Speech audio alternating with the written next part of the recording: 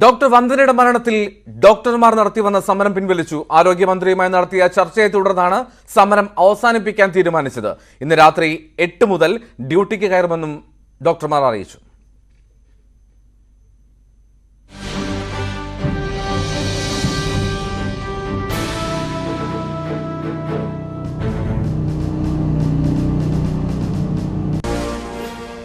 ചർച്ച ഈ പറയുന്നതിൻ്റെ കൂട്ട് നമുക്ക് ഹെൽത്ത് മിനിസ്ട്രിയിൽ നിന്ന് ഒരു പോസിറ്റീവായിട്ടുള്ളൊരു സംഭവമായിരുന്നു, പ്രൊഡക്റ്റീവായിരുന്നു. Still as a doctors community, as a student community നമ്മൾ മുന്നേയും ഇങ്ങനെ കുറേ വാഗ്ദാനങ്ങൾ കേട്ടതാണ്. ഇത് എത്രത്തോളം പാലിക്കപ്പെടുമെന്നുള്ളൊരു കൺസേൺ നമുക്ക് ഇതിൻ്റെ കൂട്ടത്തിൽ തന്നെ ഉണ്ട്. എന്നിരുന്നാലും നമ്മളുടെ പാർട്ടിയിൽ നിന്ന് നോക്കിയാൽ ചർച്ച പോസിറ്റീവായിരുന്നു. അത്യാവശ്യം ഹെൽത്ത് മിനിസ്റ്റർ നല്ല പ്രൊഡക്റ്റീവായിട്ടാണ് കാര്യങ്ങളെല്ലാം ഉൾക്കൊണ്ടിരിക്കുന്നത്. നമ്മളുടെ പ്രധാന ആവശ്യം എന്ന് പറയുന്നത് തന്നെ ഈ പറയുന്ന വന്ദനയുടെ കുടുംബത്തിന് മതിയായിട്ടുള്ള നീതി നേടിക്കൊടുക്കുക, അതിനകത്ത് പറ്റിയിട്ടുള്ള പോലീസിൻ്റെ വീഴ്ച ശക്തമായിട്ട് അന്വേഷിക്കുക. ഇതെല്ലാം ഹൈക്കോടതിയുടെ തന്നെ നേരിട്ടുള്ള നിർദ്ദേശമുള്ളതിനാലും ഇതെല്ലാം കൊണ്ട് തന്നെ ഗവൺമെൻറ്റിൻ്റെ ശ്രദ്ധയിൽപ്പെട്ടിരിക്കുന്നതിനാലും എന്ത് ഇതുകൊണ്ടും ശക്തമായിട്ടുള്ള അന്വേഷണമായിട്ട് മുന്നോട്ട് പോകുമെന്നുള്ളൊരു കാര്യം നമുക്ക് ഈ പറയുന്നതിൻ്റെ കൂടെ ഹെൽത്ത് മിനിസ്റ്ററിൽ നിന്ന് ഉറപ്പ് ലഭിച്ചിട്ടുണ്ട്. ഉമേഷ് ബാലകൃഷ്ണൻ ചേരുന്നു വിശദാംശങ്ങളുമായി. ഉമേഷ്, ക്രിയാത്മകമായിട്ടുള്ള ഒരു ചർച്ചയായിരുന്നു, പോസിറ്റീവായിട്ടുള്ള റെസ്പോൺസ് ആണ് ലഭിച്ചത് എന്ന് PG ഡോക്ടർമാർ പറയുന്നു. അതേസമയത്ത് തന്നെ ഈ ഉറപ്പുകൾ പാലിക്കപ്പെടുമോ എന്നുള്ള ആശങ്കയും അവർക്ക് ഉണ്ട് എന്ന് തോന്നുന്നു, അല്ലേ? പലതവണ ഇവരുടെ പ്രശ്നങ്ങൾ ഇവർ സർക്കാരിന് മുന്നിലും ആരോഗ്യവകുപ്പിന് മുന്നിലും എല്ലാം അവതരിപ്പിച്ചതാണ്. അപ്പോഴൊന്നും ഈ പ്രശ്നങ്ങൾക്ക് പൂർണ്ണതോതിൽ പരിഹാരം ഉണ്ടായിരുന്നില്ല. പക്ഷേ വന്ദനയുടെ മരണത്തിന് പിന്നാലെ ശക്തമായ നിലപാടെടുത്ത് മുന്നോട്ട് പോയപ്പോൾ വീണ്ടും ഇവർക്ക് ഉറപ്പ് നൽകിയിരിക്കുകയാണ്. എന്തായാലും ആ ഉറപ്പ് ഇവർ വിശ്വസിച്ച് ഇപ്പോൾ നടത്തിവരുന്ന സമരത്തിൽ നിന്ന് പിന്മാറുകയാണ്. നിലവിൽ എമർജൻസി ഡ്യൂട്ടി മാത്രമായിരുന്നു ഇവർ ചെയ്തിരുന്നത്. പക്ഷേ ഇന്ന് രാത്രി 8 മണി മുതൽ OP ഡ്യൂട്ടിയിലും പ്രവേശിക്കാൻ, മറ്റു ഡ്യൂട്ടികൾക്കും വാർഡ് ഡ്യൂട്ടികളടക്കം പ്രവേശിക്കാൻ തീരുമാനിച്ചു. നാളെ മുതൽ OP ഡ്യൂട്ടിയിലും ഹൗസ് സർജന്മാർ പ്രവേശിക്കും. സമരം താൽക്കാലികമായി നിർത്തുകയാണ്. അതേസമയം ഇപ്പോൾ PG ഡോക്ടർമാരുടെ യോഗം ചേരുകയാണ്. അവർ കൂടി സമരം പിൻവലിക്കേണ്ടതുണ്ട്. കാരണം അവരും ഇപ്പോൾ സമരത്തിലാണ്. അവർ ഇപ്പോൾ എമർജൻസി ഡ്യൂട്ടി മാത്രമേ അവരും ചെയ്യുന്നുള്ളൂ. എന്തായാലും അക്കാര്യത്തിൽ ഉടൻ തന്നെ തീരുമാനമുണ്ടാകും. ഇന്ന് ആരോഗ്യമന്ത്രിയുമായി നടത്തിയ ചർച്ചയിലും DMEയുമായി നടത്തിയ ചർച്ചയിലും പ്രതീക്ഷയുണ്ട് എന്ന് ഹൗസ് സർജന്മാർ അറിയിച്ചു. അതിന്റെ അടിസ്ഥാനത്തിൽ കൂടിയാണ് ഈ സമരങ്ങളിൽ നിന്ന് പിന്മാറാൻ അവർ തീരുമാനിച്ചിരിക്കുന്നത്. നിരവധി ഉറപ്പുകളാണ് ഇവർക്ക് നൽകിയിരിക്കുന്നത്. ഏറ്റവും സുപ്രധാനമായി നിലവിൽ വീക്ക്ലി ഓഫ് പോലും ലഭിക്കാതെ ജോലി ചെയ്യേണ്ട ഒരു സാഹചര്യം ഇവർക്കുണ്ടായിരിക്കുന്നു. അക്കാര്യത്തിൽ വീക്ക്ലി ഓഫുമായി ബന്ധപ്പെട്ട ഉത്തരവ് അത് DME ഇന്ന് തന്നെ ഇറക്കും എന്നുള്ള ഒരു ഉറപ്പ് ആരോഗ്യമന്ത്രി തന്നെ നൽകിയിരിക്കുന്നു. കൂടാതെ നിലവിൽ മെഡിക്കൽ കോളേജുകളിൽ ഉള്ള നിരവധി പ്രശ്നങ്ങൾ, അതായത് ഡ്യൂട്ടി സമയത്തിൽ അവർ രാത്രി അടക്കം ചെയ്യേണ്ട ഡ്യൂട്ടികൾ സംബന്ധിച്ചുള്ള പ്രശ്നങ്ങൾ, ഈ ഏതെല്ലാം ഡ്യൂട്ടിയാണ് അവർ ചെയ്യേണ്ടത് തുടങ്ങിയ സംബന്ധിച്ച് ചില തർക്കങ്ങളും ചില പരാതികളും നിലനിൽക്കുന്നുണ്ട്. എന്തായാലും അക്കാര്യങ്ങളെല്ലാം പഠിക്കാനായി ഒരു കമ്മിറ്റി നിയോഗിക്കും. ഈ കമ്മിറ്റി സമഗ്രമായ ഈ ഹൗസ് സർജന്മാരുടെയും PG ഡോക്ടർമാരുടെയും ഡ്യൂട്ടി സംബന്ധിച്ചുള്ള സമഗ്രമായ റിപ്പോർട്ട് സമർപ്പിക്കുകയും ആ റിപ്പോർട്ടിന്റെ ശുപാർശകൾ നടപ്പാക്കുമെന്ന് ആരോഗ്യമന്ത്രി ഉറപ്പ് നൽകുകയും ചെയ്തിരിക്കുന്നു. ആ സാഹചര്യവും മറ്റു പരാതികൾ, അതായത് ഡ്യൂട്ടി വിരിച്ചു നൽകുന്നത്, ഡ്യൂട്ടി സമയത്തിനുണ്ടാകുന്ന ബുദ്ധിമുട്ടുകൾ എന്നിവയിലെല്ലാം ഒരു കൂടുതൽ ദൈർഘ്യമല്ല, ഒരു മാസത്തിനകം തന്നെ അതിനൊരു പരിഹാരം ഉണ്ടാകുമെന്നുള്ള പ്രതീക്ഷയും PG ഡോക്ടർമാരും ഹൗസ് സർജന്മാരും പങ്കുവെക്കുന്നുണ്ട്. എന്തായാലും PG ഡോക്ടർമാരുടെ യോഗം അല്പസമയത്തിനകം തുടങ്ങും. അതോടുകൂടി അവർ ഇതിലൊരു തീരുമാനം പ്രഖ്യാപിക്കുകയും ചെയ്യും. എന്തായാലും ഹൗസ് സർജന്മാർ ഇന്ന് രാത്രി 8 മണി മുതൽ ഡ്യൂട്ടിക്ക് പ്രവേശിക്കും. ശരി, ഉമേഷ് ബാലകൃഷ്ണനാണ് വിശദാംശങ്ങൾ നൽകിയത്. ഡോക്ടർ വന്ദന കൊലക്കേസ് അന്വേഷണം ക്രൈംബ്രാഞ്ച് DYSP MM ജോസിന്റെ നേതൃത്വത്തിലാണ് അന്വേഷണം. കൊല്ലം റൂറൽ SPക്കാണ് മേൽനോട്ട ചുമതല. പ്രതി സന്ദീപിന് മാനസിക പ്രശ്നങ്ങൾ ഒന്നുമില്ല എന്ന നിഗമനത്തിലാണ് അന്വേഷണ സംഘം. മാരക ലഹരി പദാർത്ഥങ്ങൾ പ്രതി ഉപയോഗിച്ചിട്ടില്ല എന്നാണ് മറ്റൊരു കണ്ടെത്തൽ. വന്ദന കൊലക്കേസ് മറ്റൊരു ഏജൻസി അന്വേഷിക്കണമെന്നതായിരുന്നു ആരോഗ്യ മേഖലയിലെ വിവിധ സംഘടനകൾ മുഖ്യമന്ത്രിക്ക് മുന്നിൽ വെച്ച പ്രധാന ആവശ്യം. ഇന്നലത്തെ കൂടിക്കാഴ്ചയിലും സംഘടനകൾ ഇക്കാര്യം ആവർത്തിച്ചു. ഇതിനു പിന്നാലെ മുഖ്യമന്ത്രിയുടെ ഓഫീസ് നേരിട്ടിടപെട്ടതോടെയാണ് ക്രൈംബ്രാഞ്ചിന് അന്വേഷണ ചുമതല കൈമാറിയത്. ക്രൈംബ്രാഞ്ച് റൂറൽ SPയുടെ മേൽനോട്ടത്തിൽ DYSPയുടെ നേതൃത്വത്തിലുള്ള സംഘം കേസ് അന്വേഷിക്കും. അതേസമയം പ്രതിയെ പാർപ്പിച്ചിരിക്കുന്ന പൂജപ്പുര സെൻട്രൽ ജയിലിലെ CCTV ക്യാമറ ദൃശ്യങ്ങൾ പോലീസ് കർശനമായി നിരീക്ഷിച്ചു വരികയാണ്. മാനസിക പ്രശ്നമുണ്ടെന്ന് വരുത്തി തീർക്കാൻ പ്രതി ശ്രമിക്കുമെന്ന സൂചനയെ തുടർന്നാണ് അന്വേഷണ സംഘത്തിന്റെ 24 മണിക്കൂർ നിരീക്ഷണം. ഇങ്ങനെ സന്ദീപിനെ ഓരോ നിമിഷവും നിരീക്ഷിച്ചത് വിജയം കണ്ടുവന്ന വിലയിരുത്തലിലാണ് അന്വേഷണ സംഘം. 2 രാത്രിയും 1 പകലും പിന്നിടുമ്പോൾ പ്രതിക്ക് മാനസിക പ്രശ്നങ്ങൾ ഇല്ലെന്ന നിഗമനത്തിലെത്തിച്ചേരാൻ ഇതോടെ അന്വേഷണ സംഘത്തിനായി. വന്ദനയെ കുത്തിവീഴ്ത്തിയ ശേഷം ബഹളമുണ്ടാക്കിയതും ആദ്യ ദിവസം സെല്ലിനുള്ളിൽ അലറി വിളിച്ചതും മാനസിക പ്രശ്നം മൂലമല്ലെന്നും പോലീസ് പറയുന്നു. അതായത് കൊലപാതകം കൃത്യമായ ബോധ്യത്തോടെ ആയിരുന്നുവെന്ന ആദ്യവാദം കൂടുതൽ ഉറപ്പിക്കുകയാണ് അന്വേഷണ സംഘം. പ്രതി വാർഡന്മാരോട് സംസാരിക്കുകയും കുടുംബ വിവരങ്ങൾ പങ്കുവെക്കുകയും ചെയ്തിട്ടുണ്ട്. ഈ സാഹചര്യത്തിൽ 2 ദിവസത്തിനുള്ളിൽ സന്ദീപിനെ കൗൺസിലിംഗിന് വിധേയനാക്കാനാണ് തീരുമാനം. പ്രതി സഹകരിക്കുമെന്ന് ഉറപ്പായാൽ ഉടൻ കസ്റ്റഡിയിൽ വാങ്ങി ചോദ്യം ചെയ്യും. ഭക്ഷണം കഴിച്ചു തുടങ്ങിയതോടെ പ്രതിയുടെ ആരോഗ്യനില മെച്ചപ്പെട്ടു വരുന്നതും അന്വേഷണ സംഘത്തിന് ആശ്വാസമാണ്. സന്ദീപ് മാരക ലഹരി പദാർത്ഥങ്ങൾ ഉപയോഗിച്ചതായി ഒരു തെളിവും പോലീസിന് ലഭിച്ചിട്ടില്ല. മദ്യം മാത്രമാണ് പ്രതി ലഹരിക്കായി ഉപയോഗിച്ചിരുന്നത്. മദ്യാസക്തി കുറയ്ക്കാൻ ലഹരി വിമുക്ത കേന്ദ്രത്തിൽ ചികിത്സ തേടിയതിന്റെ വിവരങ്ങളും അന്വേഷണ സംഘം ശേഖരിച്ചിട്ടുണ്ട്. ന്യൂസ് 18 കൊല്ലം. ഡോക്ടർ വന്ദനയുടെ കൊലപാതകത്തിൽ ഗുരുതര ആരോപണവുമായി കൊട്ടാരക്കര താലൂക്ക് ആശുപത്രിയിലെ സഹപ്രവർത്തകർ. വന്ദനയ്ക്ക് ചികിത്സ വൈകിയെന്നും പോലീസിന് വീഴ്ച പറ്റിയെന്നും സഹപ്രവർത്തകർ ആരോപിക്കുന്നു. കേസ് ഫാസ്റ്റ് ട്രാക്ക് കോടതിയിൽ പരിഗണിച്ച് പ്രതിക്ക് പരമാവധി ശിക്ഷ വാങ്ങി നൽകണം. സന്ദീപ് മാനസിക രോഗിയല്ല, ബോധപൂർവമാണ് കൊല നടത്തിയത്. കെട്ടിടത്തിന് വന്ദനയുടെ പേരിട്ടതുകൊണ്ട് നീതി ലഭിക്കില്ല. താലൂക്ക് ആശുപത്രിയിൽ സൗകര്യങ്ങൾ വർദ്ധിപ്പിക്കണമെന്നും സഹപ്രവർത്തകർ ആവശ്യപ്പെട്ടു.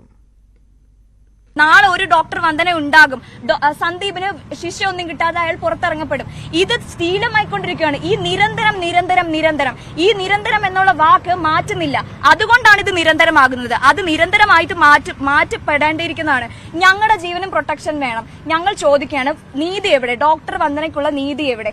എത്രയും വേഗം കേസ് റിപ്പോർട്ട് സമർപ്പിച്ച് ഇയാൾക്ക് കിട്ടാൻ പറ്റുന്ന ഏറ്റവും മാക്സിമം ശിക്ഷ തന്നെ വാങ്ങിക്കൊടുത്ത് ഡോക്ടർ വന്ദനയ്ക്ക് വേണ്ടി ഹോൾ ഡോക്ടർ കമ്മ്യൂണിറ്റിക്ക് വേണ്ടി ആ കരയുന്ന അച്ഛനും അമ്മയ്ക്കും സാന്ത്വനമുള്ള ഒരു വാക്കാണ് ഇപ്പൊ ഞങ്ങൾക്ക് വേണ്ടത്.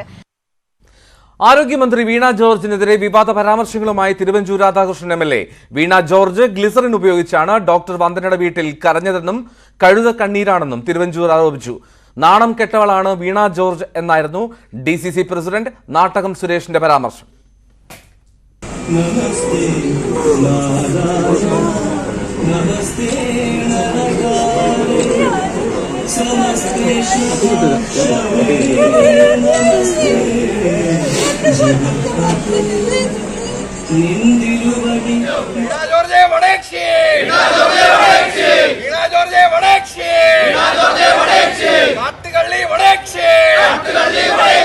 തുടക്കം മുതൽ വിവാദ പരാമർശങ്ങൾ നടത്തിയായിരുന്നു കോൺഗ്രസിന്റെ SP ഓഫീസ് മാർച്ച്. വീണ ജോർജിനെ കൃത്യമായി ഉന്നം വെച്ചുകൊണ്ട് പ്രവർത്തകർ.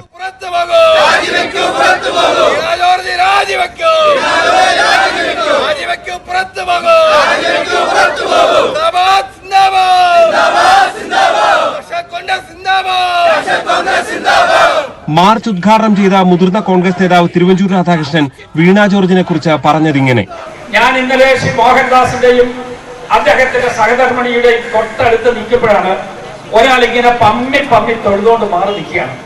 ഞാൻ തലയുയർത്തി നോക്കിയപ്പോ വീണ ജോർജാണ്. ഇങ്ങനെ 2 കൈയും കൂട്ടി തൊഴുകയാണ്. അവരിങ്ങനെ കണ്ണിൽ കൈയെടുത്ത് വെച്ചപ്പോ ഗ്ലിസറിൻ വെച്ച് തന്നെയാണ് അവരുടെ കണ്ണുനീർ വന്നത് എന്ന് എനിക്ക് ബോധ്യപ്പെട്ടു. കാരണം അവര് ഈ രൂപത്തിൽ എന്തെങ്കിലും മാനസികമായ ഒരു പരിവർത്തനം ഉണ്ടായിരുന്നു എങ്കിൽ അപ്പൊ തന്നെ അത് തിരുത്തട്ടെ, അതിനുവേണ്ടിയുള്ള നടപടിയെടുക്കട്ടെ.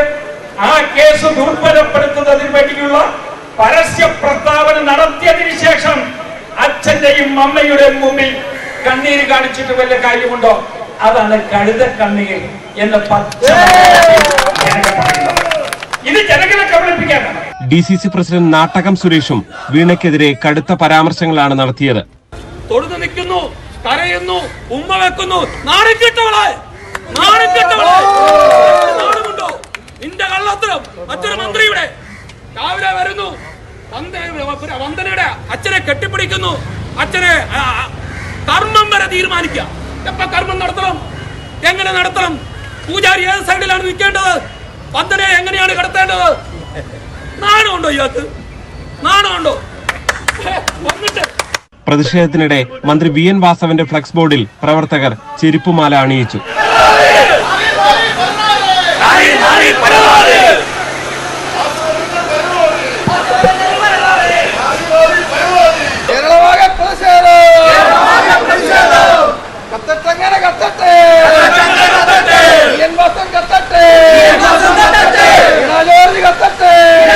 മന്ത്രി വീണ ജോർജിനെതിരായ പ്രതിഷേധം തുടരുമെന്നാണ് കോട്ടയത്തെ കോൺഗ്രസിന്റെ പ്രഖ്യാപനം. ന്യൂസ് 18 കോട്ടയം. ഗുരുതരമായ അനാസ്ഥയാണ് വന്ദനയുടെ കൊലപാതകത്തിന് കാരണമെന്ന് SNDP general secretary Vellappally Natesan. സർക്കാർ അന്വേഷണം നടത്തി കുറ്റക്കാർക്കെതിരെ നടപടിയെടുക്കണം, CCTV-യിലടക്കം പരിശോധിക്കുവാൻ തയ്യാറാകണമെന്നും വെള്ളാപ്പള്ളി ആവശ്യപ്പെട്ടു. പാലക്കാട് ജില്ലാ ആശുപത്രിയിലെ ഡോക്ടർമാരോട് കോങ്ങാട് MLA കെ ശാന്തകുമാരി മോശമായി പെരുമാറിയെന്ന് പരാതി.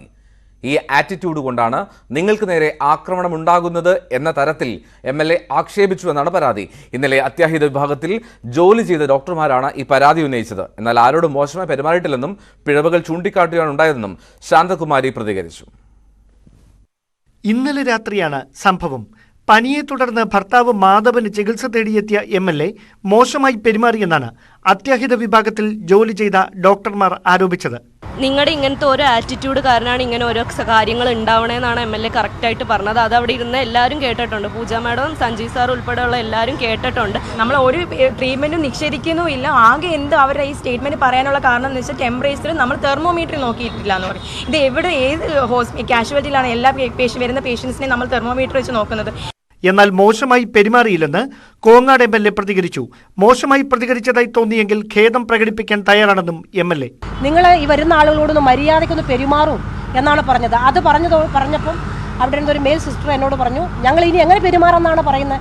അവരെന്നെ കാണുമ്പോൾ ഫ്രസ്ട്രേറ്റഡ് ആയ പോലെ ജനപ്രതിനിധിയല്ലേ എന്നും പറഞ്ഞ് വളരെ നിങ്ങൾ വേണേൽ CCTV പരിശോധിച്ച് നോക്കൂ. അവിടെ പൂജ ഡോക്ടറാണ് ഒച്ചത്തിൽ കൈയൊക്കെ ആക്കിയിട്ട് പറഞ്ഞത്, നിങ്ങൾ MLA ഒക്കെ ആയിരിക്കാം, ഇവിടെ ഒരുപാട് രോഗികൾ ഞങ്ങൾക്ക് പരിശോധിക്കാറുണ്ട് എന്ന് പറഞ്ഞാൽ ഇതാണ് അവിടെ ഉണ്ടായ ആകെ സംഭാഷണം. സംഭവത്തിൽ ഡോക്ടർമാർ, ജില്ലാ ആശുപത്രി സൂപ്രണ്ട്, DMO, ആരോഗ്യവകുപ്പ് ഡയറക്ടർ എന്നിവർക്ക് പരാതി നൽകി. ഡോക്ടർമാരുടെ ഭാഗത്തുനിന്ന് മോശം സമീപനം ഉണ്ടായെന്ന് വ്യക്തമാക്കി MLAയും പരാതി നൽകിയിട്ടുണ്ട്. ന്യൂസ് 18 പാലക്കാട്. 5 മണി വാർത്ത തുടരുന്നു. വിധി കാത്ത് കർണാടക.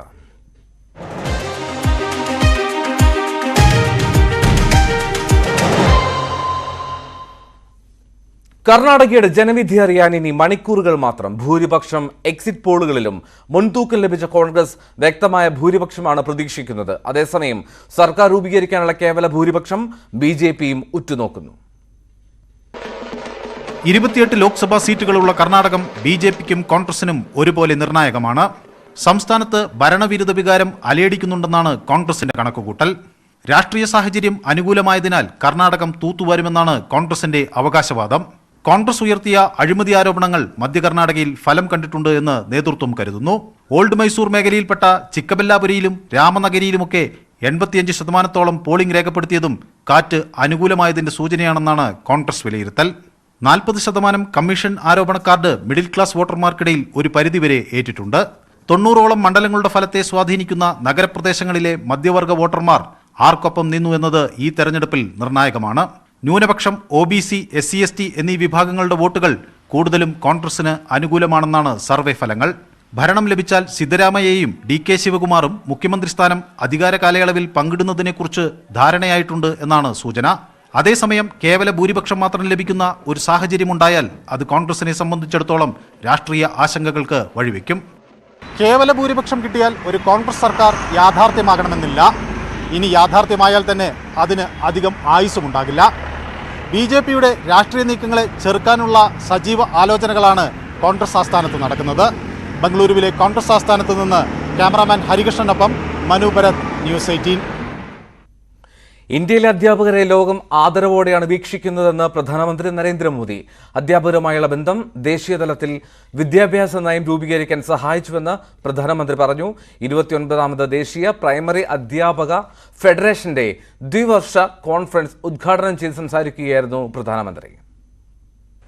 शिक्षक के तौर पर जब हम खुद उदाहरण प्रस्तुत करते हैं तो उसका परिणाम बहुत शानदार आता है. बदलाव लाने का काम टीचर कितना अद्भुत तरीके से करते हैं, ऐसे सैकड़ों उदाहरण हमारे सामने. കാലാനുസൃതമായ മാറ്റങ്ങൾ ഇന്ത്യയിലെ വിദ്യാഭ്യാസ രംഗത്തുണ്ടാകുന്നുണ്ടെന്ന് പ്രധാനമന്ത്രി. നിലവിലെ ദേശീയ വിദ്യാഭ്യാസ നയം ഈ മാറ്റങ്ങളെ ഉൾക്കൊണ്ട് തയ്യാറാക്കിയതാണെന്നും നരേന്ദ്രമോദി പറഞ്ഞു. अब कहा जाता है टीचिंग का कालखंड पूरा हो गया, अब लर्निंग के ही द्वारा शिक्षा को आगे बढ़ाना है. अब जैसे आपको मिट्टी के बारे में कुछ बताना है, चाक के बारे में कुछ सिखाना है, अगर आप बच्चों को लेकर कुम्हार के घर जा सकते हैं और इससे बच्चों में संवेदनशीलता जगेगी, मिट्टी से कैसे सुराही बनती है, मटके बनते हैं, घड़े बनते हैं, बच्चे ये सब देखेंगे, अलग अलग तरह की मिट्टी कैसी होती है, ये सारी चीजें प्रत्यक्ष नजर आएगी। ऐसी प्रैक्टिकल अप्रोच राष्ट्रीय शिक्षा नीति का बहुत प्रमुख तत्व है। പുതിയ കാലത്തെ വിദ്യാർത്ഥികൾ ആത്മവിശ്വാസമുള്ളവരും ഭയരഹിതരുമാണ്. അവർ നിരന്തരം അധ്യാപകർക്ക് മുന്നിൽ പുതിയ വെല്ലുവിളികൾ സൃഷ്ടിക്കുകയാണ്. ഇതിനെ മറികടക്കാൻ പരമ്പരാഗത രീതികളിൽ നിന്ന് അധ്യാപകർ പുറത്തുവരാൻ തുടങ്ങിയെന്നും അദ്ദേഹം അഭിപ്രായപ്പെട്ടു. ഗാന്ധിനഗറിൽ 29ാമത് ദേശീയ പ്രൈമറി അധ്യാപക ഫെഡറേഷന്റെ ദ്വിവർഷ കോൺഫറൻസ് ഉദ്ഘാടനം ചെയ്ത് സംസാരിക്കുകയായിരുന്നു പ്രധാനമന്ത്രി. News desk news 18. ഇനി ഇന്നത്തെ സ്വർണം, വെള്ളി, പ്ലാറ്റിനം നിരക്കുകൾ. താരകൻസ് റോയൽ ജ്വല്ലറി ഇന്നത്തെ സ്വർണ്ണവില ബ്രോട്ട് യു ബൈ അനധികൃത വിൽപ്പനക്കാരിൽ നിന്നും സ്വർണം വാങ്ങി ഇനി ആരും വഞ്ചിതരാവരുത്. Tharakans royal jewellery, Kunnamkulam.